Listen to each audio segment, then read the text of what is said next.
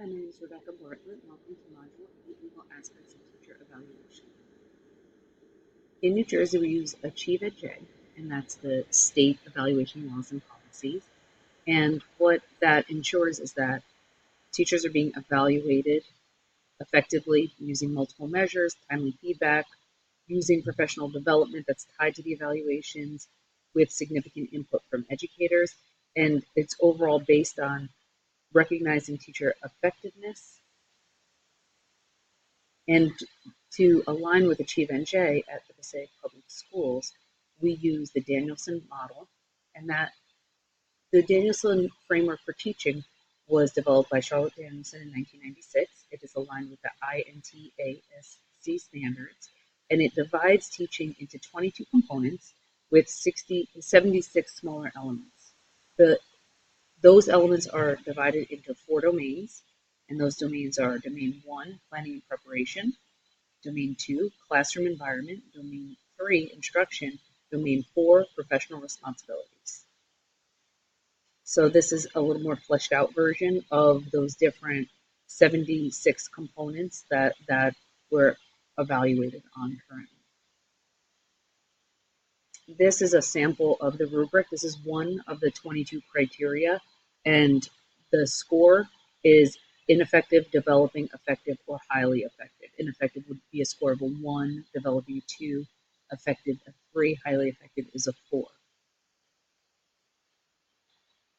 Our overall evaluation is calculated in a summative rating that's based on teacher practice, which is what we use the Charlotte Danielson model for, plus a student growth objective that's designed by the teacher and the principal. And in tested subjects, they also use SGP, which is a student growth percentile, and that's based on standardized test scores. These are the policies laid out by Passaic Public Schools to be in alignment with Achieve NJ, but the gist of this is really in these documents that can be found in our handbook and online.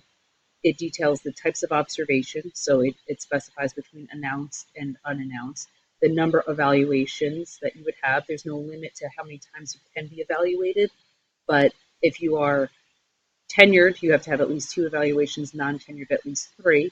It gives best practices for pre-conferences, classroom observations, the components being measured, post-observation conference best practices, the teacher improvement plans that are designed to support teachers, and teacher corrective action plans that are to support teachers who have an ineffective teacher rating, details on the annual summary conference, the calculation of final evaluation scores, written performance reports, and the professional development plan to help teachers grow. So if the recourse regarding inaccurate evaluation, so the district tries to be preventative and they use multiple observers, so it's not the same person observing you.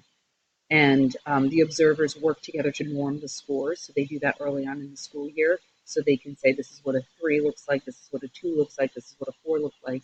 And then there are reactive measures, so in case there is an inaccurate evaluation. So the first thing is bringing evidence during the post-conference. So there have been times where teachers bring evidence that maybe was inaccurately scored, and the evaluators can choose to change the score at that point during the post-conference. If that doesn't work, you can consult with the union. There are also teacher improvement plans that can be put in place and corrective action plans that can be put in place with the administrator to improve scores. And this is all detailed in the policies on the Passaic Public Schools website. But most importantly here are if you feel that you were unjustly let go. So you can request in writing an informal appearance before the Board of Education. And the purpose of that is to be provided with the opportunity to convince the board to offer re-employment.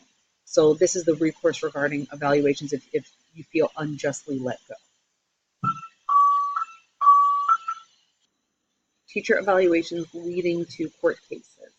The policy frenzy to establish new methods for evaluating teachers over the past few years has led to an unintended byproduct, lots of litigation. Lawsuits are being filed in both federal and state courts. The lawsuits are aimed at various factors such as how the new systems of evaluation are put into place, the grading components, and the use of student test scores to judge teachers, baseline fairness, citing inadequate accounting for variations such as student poverty, and related matters like tenure. In a New Jersey case, Kathy Casano versus Livingston Board of Education, the details are the teacher felt it was age-based discrimination and discrimination based on disabilities or Crohn's disease resulted in poor evaluations and a hostile work environment. So these claims were unfounded. Another case in Florida cites it's unfair to judge teachers for subjects they do not teach. And in this case, the state was ruled for. Another Florida case, merit pay being linked to evaluation scores conflicted with the state's constitution. And again, the ruling went for the state. Another case from Louisiana, tying evaluations to tenure and pay scale was deemed to be unconstitutional. And there was mixed rulings in this case, and the case is still ongoing. A Nevada case, firing tenured teachers with 2 ineffective ratings without due process hearing, is ongoing. A New Mexico case where teachers receiving low ratings due to inaccuracies in record keeping is ongoing. A Tennessee case where school-wide growth measures are used in art and music to judge teachers' effectiveness for, again, courses that they don't teach. That case was dismissed.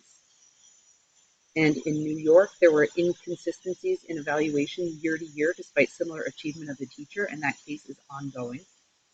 So the teacher scored different one year from the next despite her student growth being very much similar.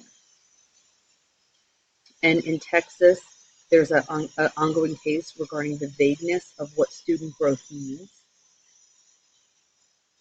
My reflection, ensuring that as a school leader, I'm going to follow the legal process concerning evaluation. So knowing the evaluation instruments can be first and foremost, knowing it from the administrator's perspective, how I'd be using it, and then from the teacher's perspective, how they would be using it and experiencing it. Ensuring that there's training on the evaluation for teachers and other administrators using it. Being aware of any upcoming or ongoing court cases regarding the evaluation instrument and how that might impact the current use of the evaluation instrument or maybe using a different evaluation model. Norming scores so that everyone evaluating the teachers will have a consistency with their scores. Asking teachers for feedback and continually developing professionally regarding the teaching instrument by attending workshops and conducting research. Things that I think will also help is being aware of the pitfalls and things that I've noticed when comparing the current policies of my school and the model are special area concerns, as mentioned in some of the cases.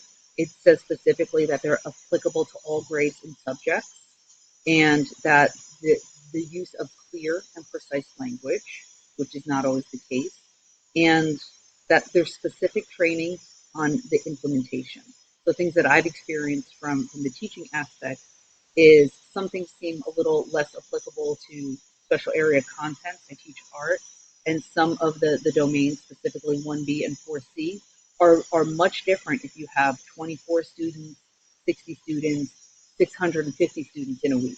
And some special area teachers in the district do have a high number, over 500 students that they service weekly. And it makes it very difficult for them to score higher than maybe a 2 on those two. And specific training, typically when we get trained on the Danielson model, we're getting, this is a ELA classroom, this is a math classroom, this is how it works in science, but they're not specifically showing for each teacher how a 4 would look or how a 3 would look based on their actual content. So that's something that I would definitely, as a school leader, address. And these are just a little bit more of the detail on those domains that I said. So domain B, the student skills, knowledge, and proficiency, and communicating with families becomes much more difficult when the number of students is very excessive, as it is with some teachers. Thank you very much for watching.